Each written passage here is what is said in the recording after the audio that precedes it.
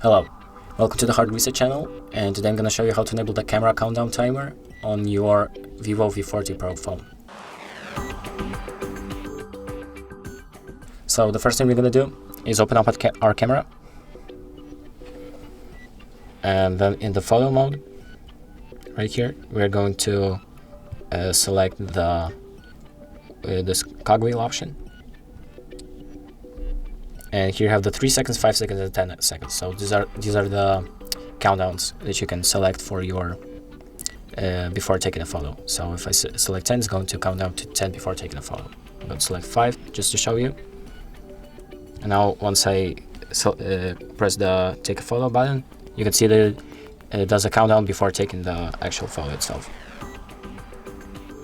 And that's it. Thank you for watching, and be sure to like and subscribe.